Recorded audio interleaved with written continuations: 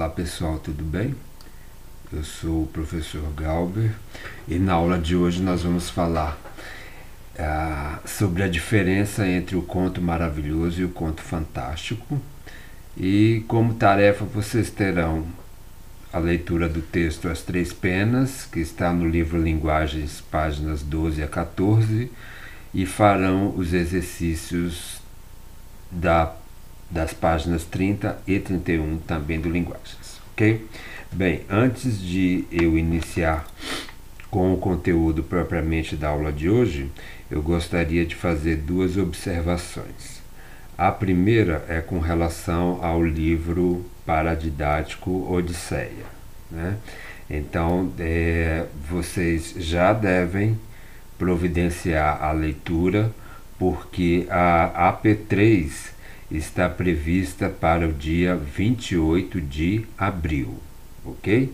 Então, quem já leu está despreocupado, mas quem não leu ainda tem um tempo para providenciar essa leitura. Então, repetindo, a AP3, que vai tratar sobre o livro Odisseia, está prevista para o dia 24. Obviamente pode acontecer algum imprevisto aí e essa data pode ser modificada, mas em princípio é dia 28 de abril, ok? A segunda observação que eu quero fazer é com relação ao projeto do Colégio Militar de Brasília, chamado Projeto Garança Poética, né? É um projeto literário no qual é editada uma revista com textos e trabalhos dos próprios alunos. Então, nós temos trabalhos que vão desde o sexto ano até o terceiro ano do ensino médio. E esses trabalhos, que são confeccionados por vocês e, consequentemente, publicados nessa revista, né, que mais parece um livro, obviamente tendo passado por uma banca examinadora antes, eles são trabalhos que vão desde textos até desenhos, fotografias, né? Existe aí uma variedade de tipos de trabalho que você pode fazer. Então, você pode participar do Garança Poética enviando um texto, mas pode participar também enviando um desenho seu, enviando uma fotografia ou uma colagem, né? Qualquer tipo de trabalho dentro dessa diversidade que o projeto propicia ao aluno pode ser apresentado, ok? Então, dentro deste bloco da sequência didática desta semana, eu vou colocar um documento que vocês leiam para se orientar caso queiram participar do Garança Poética. É uma boa oportunidade, na verdade é um livro, né, que tem um ISBN, ou seja, é um livro reconhecido como uma obra literária, e é muito importante que os alunos participem deste projeto, ok? A entrega dos trabalhos está prevista para até o dia 30 de maio. Então, quem tiver interesse de enviar o seu texto, ou enviar o seu desenho, a sua foto, a sua colagem, pode fazer isso até o dia 30 de maio. E há um e-mail destinado para o recebimento destes trabalhos. Neste documento que eu vou postar dentro da sequência didática, vocês terão acesso a este e-mail aí que eu estou falando e para o qual os trabalhos devem ser enviados, ok? Então participem do Garança Poética e, enfim, divulguem para os colegas também, peçam para eles participarem, que é um projeto muito interessante, certo? Então estas eram as duas observações que eu tinha que fazer antes de começar o conteúdo da nossa aula. Bem, diferença entre o conto maravilhoso e o conto fantástico. quando se fala de obras ficcionais, né, essas obras que são inventadas, que saem da cabeça de um determinado autor, existe aí muita confusão entre o que é fantasia, o que é considerado maravilhoso, o que é conto de fada, lenda, enfim. Então há uma diversidade muito grande de gêneros textuais quando se trata de se falar sobre as narrativas ficcionais, né? As histórias ficcionais. Bem, há um tipo ou uns tipos, digamos assim, alguns tipos que são mais comuns para a gente, né? Então, por exemplo, o conto de fadas é uma narrativa que é muito comum para a gente, né? A lenda também é uma narrativa muito comum.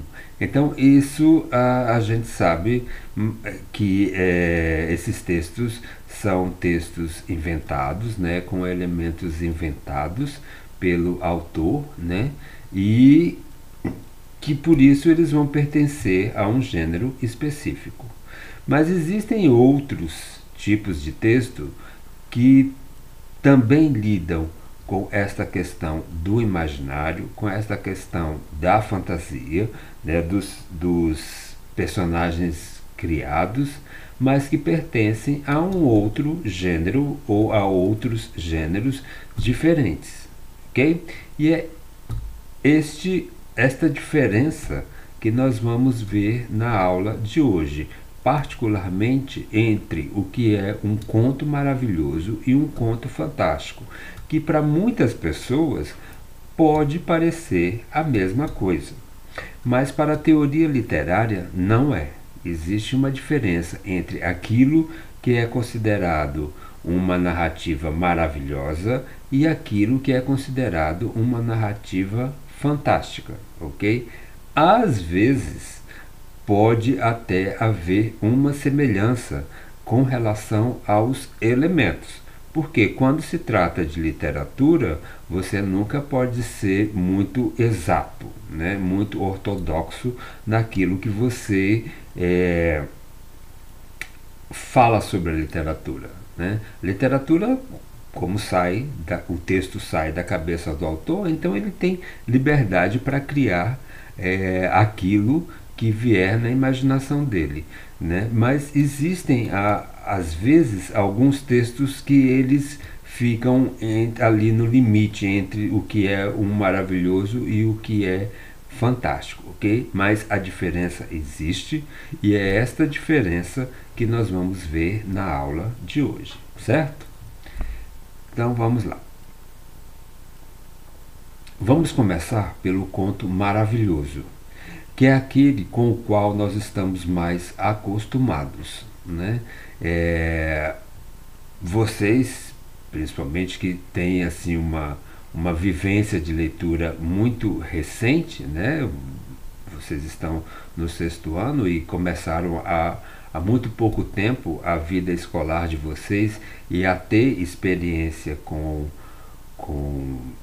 narrativas, com livros, com textos. Então, o conto maravilhoso é algo com o qual vocês já vêm mantendo uma relação, né, de como leitor.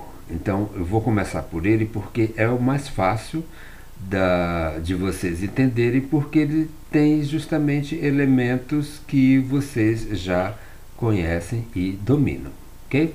Então, conto maravilhoso. A primeira característica é a ambientação da história. Então nós temos um mundo imaginário, né, um mundo criado pelo autor do texto, de fantasias, ou seja, onde você tem vários elementos fantasiosos que convivem muito bem com os personagens do mundo real daquela história, daquele contexto, né?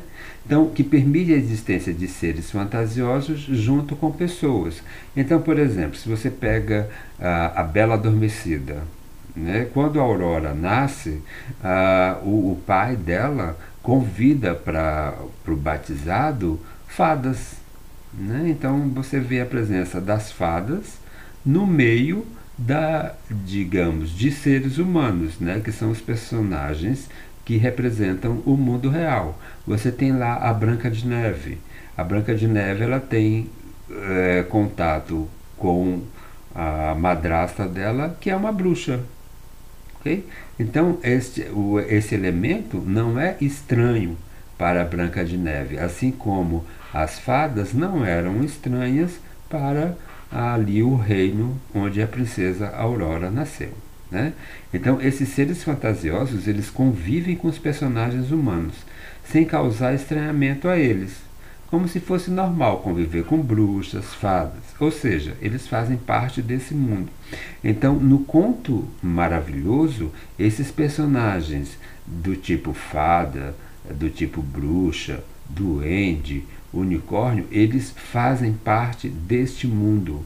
E, digamos, entre aspas, as pessoas que seriam os personagens desse mundo, eles não se espantam de haver este tipo de elemento fantástico, entendeu? Então, por exemplo, quando o João e a Maria eles encontram a casa de doces que pertence a uma bruxa, né, e que depois eles descobrem que é uma bruxa porque ela deseja, né, fazer um ensopado do João.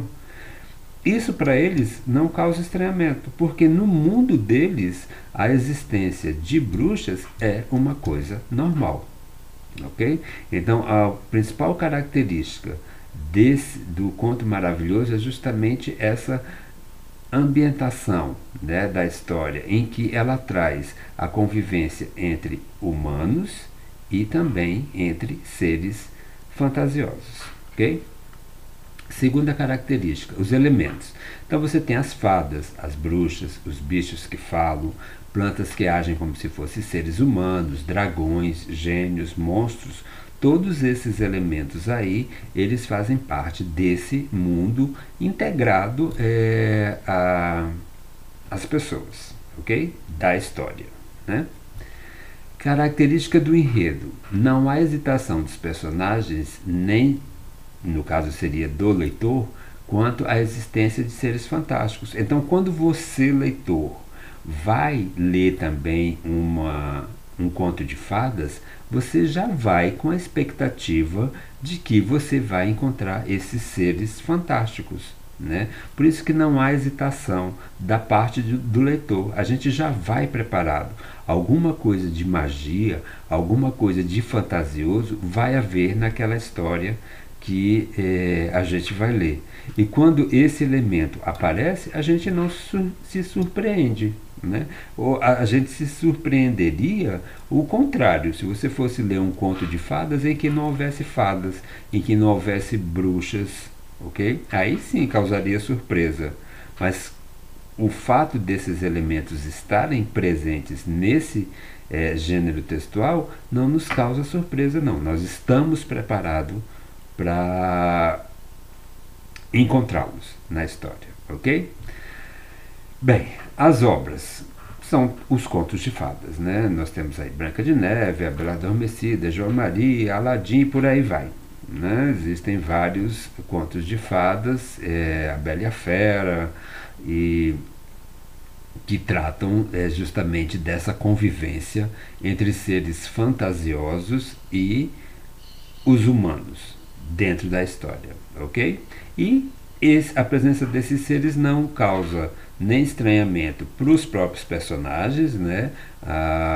São seres com os quais eles estão acostumados a conviver, e nem para o leitor também, porque, como eu disse, quando a gente vai ler um conto de fadas, a gente já espera encontrar esse tipo de elemento fantasioso, ok?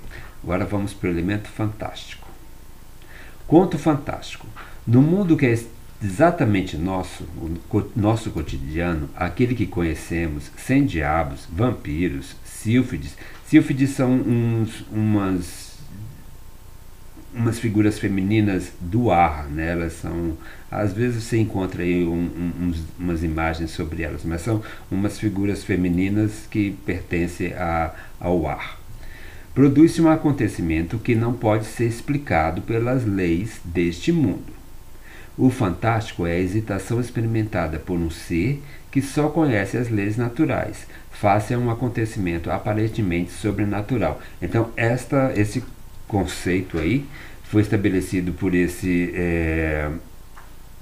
estudioso literário chamado Tzvetan Todorov, né, um búlgaro. Então, ele montou este conceito para explicar o que é um conto fantástico. Então, nós temos a nossa realidade, né, o mundo que a gente vive, e de repente aparecem fenômenos sobrenaturais que causam estranheza, né? Dentro da história causa estranheza para os personagens, para o leitor também, né? O leitor começa a questionar se aqueles elementos e fenômenos sobrenaturais são realmente elementos e fenômenos sobrenaturais ou se não, ok? Ou se são apenas uma invencionice da nossa cabeça, digamos assim, ok? Então, o que diferencia basicamente aí o fantástico do maravilhoso é porque no maravilhoso você tem magia, né? Magia e envolve elementos que fazem parte daquela rotina daqueles personagens. No fantástico não, você já tem elementos sobrenaturais, né? Aquilo que está acima da nossa capacidade de entendimento. E esses elementos, quando eles surgem, eles vão causar sim estranheza no personagem, naquele contexto da história, e vão causar estranheza também no leitor, né? Ao ponto de o leitor e os personagens se questionarem: será que isso existe mesmo? Ou será coisa da minha cabeça? Será que estou ficando maluco? Ok? Prosseguindo. A ambientação da história. Existe um mundo real com acontecimentos sobrenaturais. O que seriam acontecimentos sobrenaturais? Os mais comuns: aparição de espíritos, né? Então aquelas pessoas que se mudam para uma casa, chega lá, começa a ouvir barulho, ver sombra, né? Aparecem espíritos. Então isso é um fenômeno sobrenatural. Pessoas que ressuscitam, né? Então nós temos nos filmes aí, hoje em dia, vários filmes que tratam dessa questão dos mortos-vivos, né? Que pessoas que morreram, mas que por uma questão geralmente científica, eles voltam à vida, só que voltam transmutados, né? Não voltam como seres humanos normais, né? Eles voltam principalmente com uma sede muito grande de se alimentar de carne humana, de sangue, né? Então os mortos-vivos também são um fenômeno sobrenatural. Possessão, possessão é quando uma pessoa é possuída por um espírito, né? Geralmente nos livros são espíritos muito malignos, né? Objetos com poderes mágicos, então você tem, por exemplo, amuletos, né? Ou objetos enfeitiçados, né? Quem assistiu o Chuck, por exemplo, aquele boneco, né? A Annabelle é um boneco que foi uma boneca que foi enfeitiçada. Então são objetos com poderes mágicos, né? Geralmente com poderes mágicos, mas para o mal, ok? Elementos. Então você tem fantasmas, mortos-vivos, seres demoníacos, objetos enfeitiçados ou com poderes mágicos, que a gente já falou, né? Então é bom destacar que o conto fantástico ele está ligado a essa questão do sobrenatural, né? Que a gente não sabe muito bem se existe ou se não existe. Será que existem fantasmas? Será que os mortos-vivos são possíveis, né? Enfim, ele pede uma reflexão da gente, né? Característica do enredo: hesitação do personagem e do leitor quanto à real existência do fenômeno que está acontecendo. Tal fenômeno não pode ser explicado pelas leis naturais da realidade. Então, quando você pega um conto maravilhoso, você sabe que nada daquilo ali, com exceção dos seres humanos, que são os personagens, o resto, nada daquilo existe. Então, não existe a bruxa, não existe a fada, não existe o duende, não existe determinado monstro, não existe a floresta encantada, nada daquilo. Você sabe que não existe, né? Você sabe que aquilo ali é uma existência impossível, né? Aqueles elementos. Mas no conto fantástico, não. Você hesita diante do fenômeno. Será que isto é possível ou não? Será que realmente não existem os fantasmas? Né? Será que realmente não existem as possessões? Porque existem religiões que pregam esse tipo de fenômeno, né? E eles acreditam. Então, será que realmente não existe? Okay? Morto-vivo, até agora pelo menos, a gente não ouviu falar. Mas quantas pessoas morreram e foram ressuscitadas pelos meios da medicina? Né? Então, a ressuscitação ela é uma realidade. Daí, possivelmente, os autores criaram essa questão dos mortos-vivos. Porque a gente está cansado de ver pessoas que têm paradas cardíacas e que são ressuscitados por médicos. Ou seja, a pessoa morre e renasce. Né? E dizem até algumas correntes aí religiosas e até mesmo com base científica de que essas pessoas chegam até a ir a outro mundo, né, e voltar. Então isso tudo é questionável, isso tudo faz com que a gente reflita a respeito desses fenômenos. Não é algo que você diga taxativamente que não existe. É algo que você para e pensa: será que existe ou não existe? Certo? Esta é a diferença básica entre o conto maravilhoso e o conto fantástico. Né? Essa questão do que realmente não vai existir, não é possível a existência, e aquilo que pode existir. Né? Possa ser que no nosso momento atual nós não consigamos provar a existência, mas no futuro talvez isso seja possível, ok? Obras. Então, existe O Diabo é Namorado, que foi a primeira obra considerada um conto fantástico, né? E eu coloquei também esta, A Pata do Macaco, né? O Diabo é Namorado é do Jacques Cazotte e A Pata do Macaco é do W.W. Jacobs. Bem, rapidamente, só para vocês terem uma ideia, O Diabo é Namorado conta a história de um jovem, né, de mais ou menos 18 anos, que ele se interessa por estudos místicos, de coisas místicas, né? Então ele começa a estudar e num determinado ponto ele se vê diante da aparição do diabo, né? Então o diabo aparece para ele, né? E tenta seduzi-lo de qualquer jeito para levá-lo para o mundo das trevas. Só que não consegue. Então o que o diabo faz? Vai e se transforma numa garota muito bonita, né? E essa garota começa a tentar seduzir o rapaz, né? Para obviamente levá-lo para o inferno, e acaba se apaixonando por ele. Por isso que chama O Diabo Namorado, porque a garota acaba se apaixonando por ele. Mas não desiste do intento de levar o rapaz desse mundo, né? Só que no determinado momento, quando a relação dos dois, do rapaz e do diabo em forma de garota, está para ser consumada, né? O diabo volta à forma normal dele, né? Deixa de ser uma garota e volta à forma normal. Aí o rapaz se espanta e pronto. E aí, de vez, não permite ser seduzido pelo diabo. Então fica no ar. Será que havia o diabo existia mesmo? Será que foi coisa da cabeça do personagem? Ou seja, era o primeiro amor dele, era a primeira pessoa por quem ele se apaixonava. Será que pela dificuldade ou pela incapacidade dele de conquistar aquela moça, ele começou a vê-la como se fosse um diabo, até para tentar afastá-la dele. Então fica esta pergunta na cabeça, fica esta hesitação, né?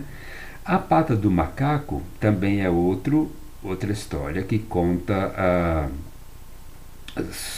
essa questão do fantástico, né? Era uma família que recebe a visita de uma pessoa que vem do Oriente, né? Eu acho que era até alguém do exército, um coronel, não me lembro bem, que vem do Oriente, das terras do Oriente.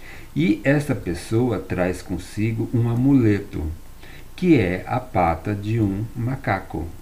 E segundo essa pessoa, esse coronel, a pata do macaco servia para realizar os desejos das pessoas, né? Então, o que a família começa a fazer? Começa a desejar coisas pensando que a pata do macaco pode resolvê-las, né? Então começa até um conflito assim, porque o objeto pertence a esse senhor e para as outras pessoas conseguirem alguma coisa com o objeto tem que roubá-lo dele, enfim. A grande hesitação é: será que a pata do macaco realmente resolveu o desejo, né, das pessoas? Ou, na verdade, aquilo era mera coincidência? As pessoas trabalhavam, seguiam a sua vida e, consequentemente, conseguiam aquilo que desejavam, né? Será que foi a pata do macaco mesmo que realizou os desejos, ou será que as pessoas conseguiram de alguma forma realizar os seus próprios desejos? Então fica aí a hesitação, ok? Bem, quem tiver interesse de ler livros que tratam aí de contos fantásticos, né? O Edgar Allan Poe é um autor que ele é muito acessível, né? Que vocês podem ler, a literatura dele é um pouco mais fácil. Existem outras, inclusive até outros autores que são latinos, né? Da América do Sul, mas eu acho que da América Latina, mas eu acho que a leitura seria um pouco difícil. O Edgar Allan Poe é um autor cuja linguagem é muito acessível para o jovem, né? Quem quiser começar aí a descobrir a narrativa fantástica pode começar por ele. Há vários livros dele, os livros são bem interessantes, ok? Bem, então, para a próxima aula, eu vou querer que vocês façam a leitura do texto As Três Penas em casa, que está no Linguagens nas páginas 12 a 14. E resolvam também os exercícios da página 30 e 31.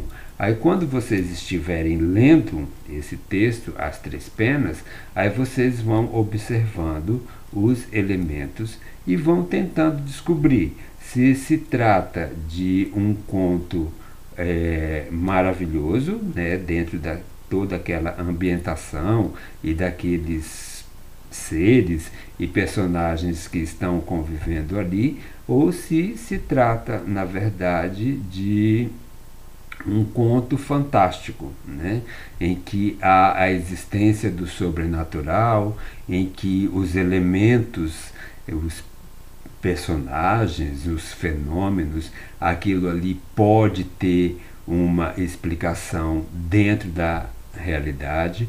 Percebam se há essa hesitação da sua parte, né, perante aquele fenômeno, se você acha que aquilo é realmente sobrenatural, aquilo é muito estranho ou aquilo é incapaz de acontecer. Percebam também se há essa perspectiva da parte dos personagens, né, se eles se veem nessa dúvida aí quanto à existência ou não daquele fenômeno dentro do texto. Enfim, aí na próxima aula nós corrigiremos este exercício e estes exercícios no caso, e também comentaremos a leitura do texto As Três Penas, que é para vocês verem se a percepção de vocês estava correta quanto a classificá-lo como um conto maravilhoso ou um conto fantástico, ok? Muito obrigado e até a próxima aula.